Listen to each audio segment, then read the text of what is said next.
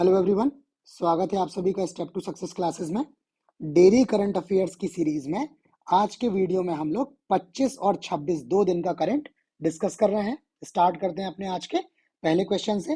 पहला क्वेश्चन है, सेबी ने SEBI जिसको बोलते हैं, सेबी ने बॉम्बे स्टॉक एक्सचेंज BSE के अध्यक्ष के रूप में किसकी नियुक्ति को मंजूरी दी है? ऑप्शन है मनोज सोनी, हंसराज गंगाराम अहीर, प्रमोद अग्रवाल और सिद्धार्थ मोहंती। तो इसका सही जवाब ऑप्शन सी है। ये सेबी ने BSE के नए अध्यक्ष के रूप में प्रमोद अग्रवाल की नियुक्ति के जो है नियुक्ति के लिए मंजूरी अपनी दे दी है। ये एक्चुअल में जो है ये कोल इंडिया के पूर्व प्रमुख रह चुके हैं, ठीक है। उसके बाद अब ये BSE के अध्यक्ष के रूप में आएंगे और इनकी नियुक्ति जो है वो 17 जनवरी 2024 से प्रभावी होगी। थोड़ी सी डिटेल्स बॉम्बे स्टॉक एक्सचेंज के बारे में। ये मुंबई में स्थित एक भारतीय स्टॉक एक्सचेंज है। भारत में कई सारे स्टॉक एक्सचेंज जो है वो काम करते हैं, जिसमें जो बॉम्बे स्टॉक एक्सचेंज है ये मुंबई में स्थित है। और इसकी स्थापना जो है वो 1875 में एक कपास व्यापारी हैं प्रेमचंद रॉयचंद, इनके द्वारा इसकी स्थापना की गई थी। और ये एशिया का सबसे पुराना और दुनिया का 10वां सबसे पुराना स्टॉक एक्सचेंज है। अगर एशिया की बात की जाए तो BSE सबसे पुराना स्टॉक एक्सचेंज है एशिया का। बाकी जो ऑप्शंस में 3 नाम थे वो भी इस वर्ष की जो है वो महत्वपूर्ण नियुक्तियां हैं, जिसमें मनोज सोनी UPSC के अध्यक्ष, LIC के चेयरमैन सिद्धार्थ मोहंती और राष्ट्रीय पिछड़ा वर्ग आयोग के अध्यक्ष हंसराज गंगाराम अहीर जी। ठीक है।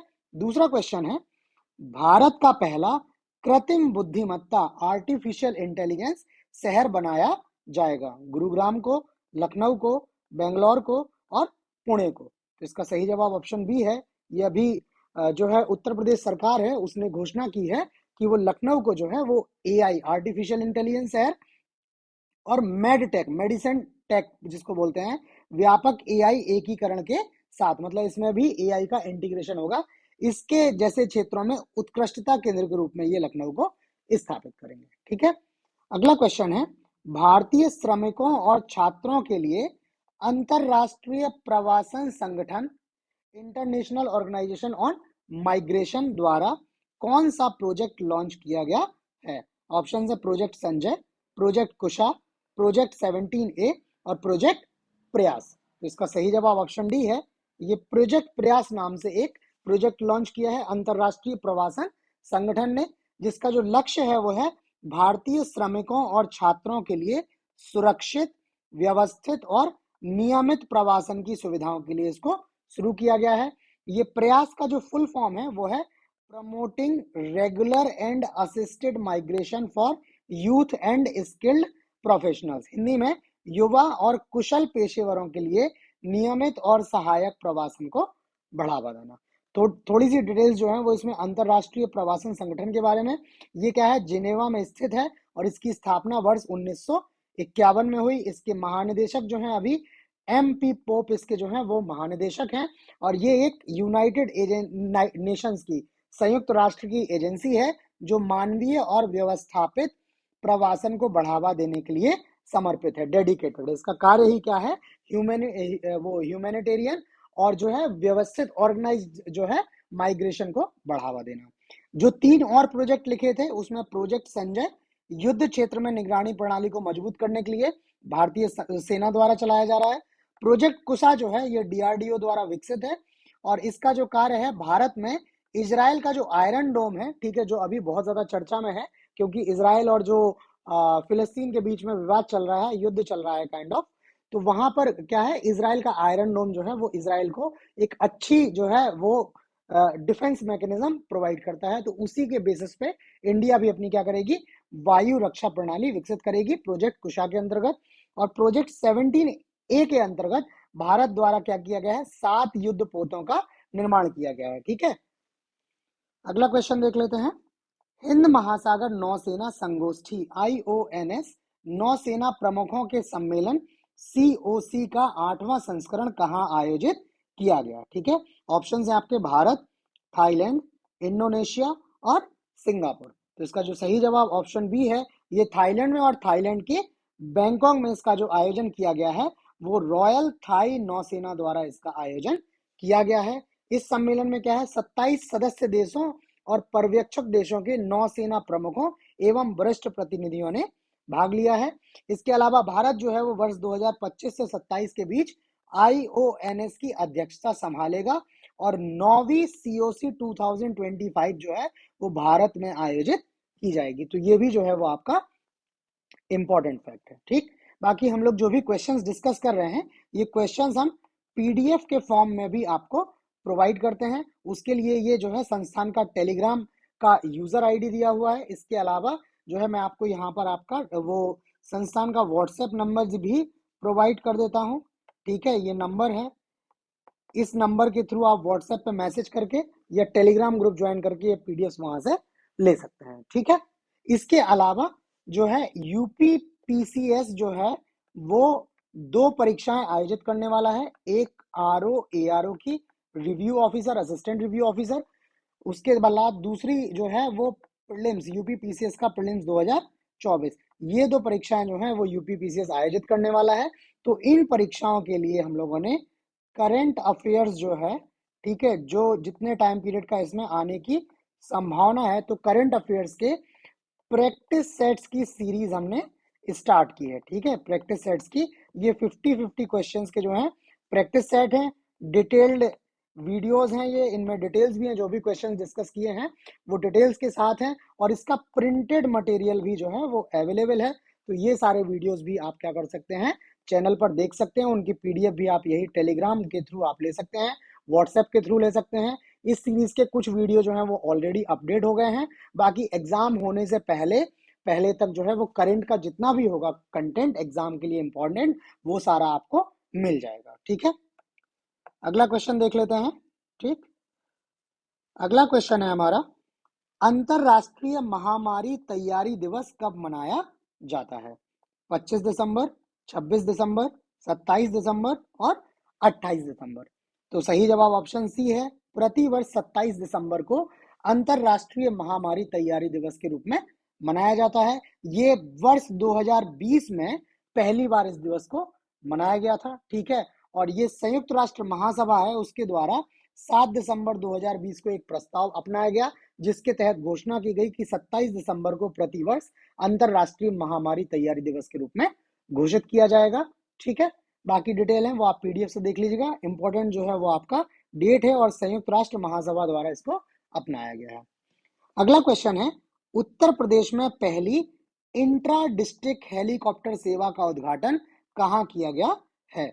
ऑप्शन है लखनऊ, गोरखपुर, वाराणसी और बटेश्वर। तो इसका सही जवाब ऑप्शन डी है। ये आगरा का जो है, आगरा में एक जगह है बटेश्वर, बटेश्वर से मथुरा के गोवर्धन तक। ठीक है, आगरा के बटेश्वर से मथुरा के गोवर्धन तक राज्य की पहली इंट्रा डिस्ट्रिक्ट हेलीकॉप्टर सेवा का उद्घाटन किया गया है। इस हेलीकॉप्टर सेवा का जो संचालन हो रहा है वो PPP, ठीक है, निजी सार्वजनिक पहल जो है वो निजी सार्वजनिक भागीदारी के तहत उत्तराखंड की एक निजी कंपनी है, नाम है उस कंपनी का messrs Rajas aero sport and adventures private limited, इसके द्वारा इसका जो है वो संचालन किया जाना है। इसके अलावा अभी एक इंपॉर्टेंट इसमें डिटेल और है कि यूपी में जो है वो 3 अंतरराष्ट्रीय हवाई अड्डे जो हैं वो परिचालन में है, जिसमें चौधरी चरण सिंह अंतरराष्ट्रीय हवाई अड्डा लखनऊ में, लाल बहादुर शास्त्री अंतरराष्ट्रीय हवाई अड्डा बनारस में और कुशीनगर अंतरराष्ट्रीय हवाई अड्डा कुशीनगर में जो है ये संचालन में 3 अंतरराष्ट्रीय हवाई अड्डे उत्तर प्रदेश के हैं। तो ये भी हो सकता है आपसे कभी यूपी का अगर कोई एग्जाम है उसमें पूछ लिया जाए।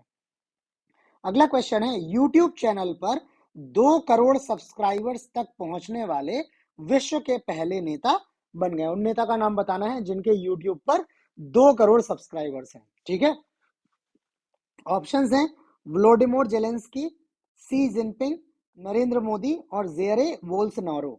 ठीक है, तो इसका सही जवाब ऑप्शन सी है। ये भारतीय प्रधानमंत्री श्री नरेंद्र मोदी जी जो हैं वो ये जो है उपलब्धि हासिल करने वाले जो हैं वो विश्व के पहले नेता बन गए हैं। अगर बात करें सब्सक्राइबर्स की और वीडियो व्यूज की, तो दोनों के मामले में उन्होंने क्या किया है, वैश्विक नेताओं को पीछे छोड़ दिया है।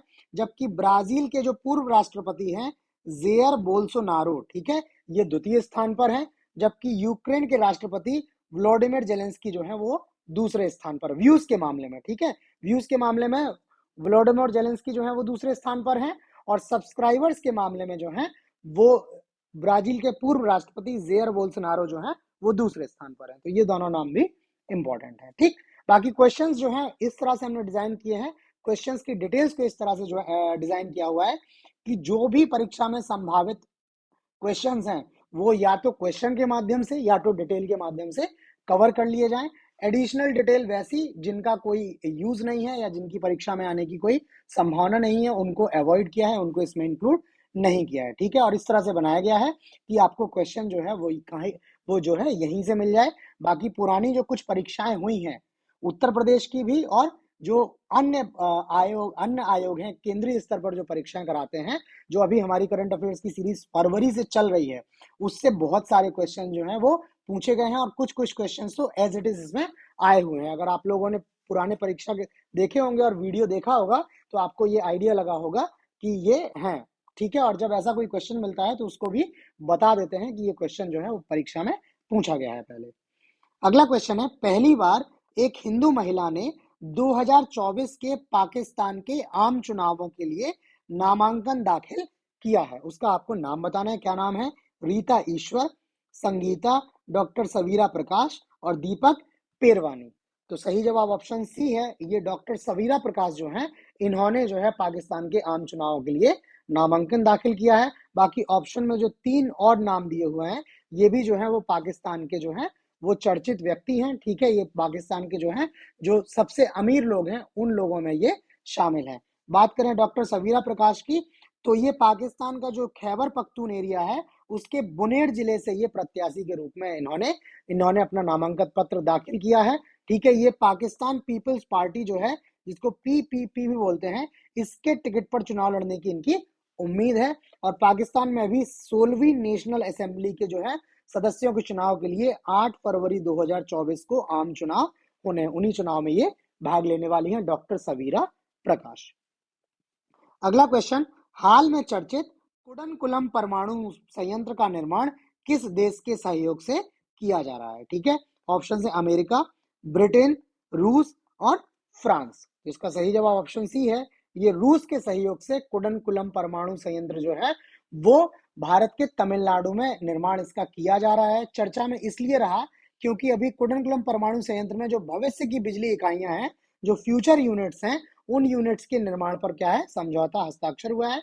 अगर परियोजना की बात करें तो इसका निर्माण जो है वो मार्च 2002 में शुरू हुआ था और फरवरी 2016 से कुडनकुलम न्यूक्लियर पावर प्लांट की जो पहली यूनिट है वो 1000 मेगावाट की क्षमता पर लगातार काम कर रही है, जबकि इसकी टोटल क्षमता जो है वो 6000 मेगावाट की है और ये क्षमता जो है ये 2027 में पूरी कर सकता है। इसमें 1000 मेगावाट के प्रेशराइज्ड हैवी जो वाटर रिएक्टर्स हैं वो 6 रिएक्टर स्थापित किए जाने हैं, जिसमें से एक काम कर रहा है, 5 जो है बाकी क्या है 2027 तक ऑपरेशन में आ जाएंगे और 2027 तक पूरी 6000 मेगावाट की क्षमता पे ये संयंत्र जो है वो काम करने लगेगा। ठीक है, तो आज इतने ही क्वेश्चंस हैं। चूंकि अभी हॉलीडे सीजन चल रहा है, लोग क्रिसमस की छुट्टियां मनाने में जो है बिजी हैं, तो इस वजह से बहुत ज्यादा न्यूज जो है अभी अवेलेबल नहीं है। ठीक है, तो आज इतना ही है। बाकी आपको वीडियो कैसा लगा प्लीज हमें लाइक करके कमेंट करके जरूर बताएं। चैनल को अगर सब्सक्राइब नहीं किया है तो सब्सक्राइब कर लें,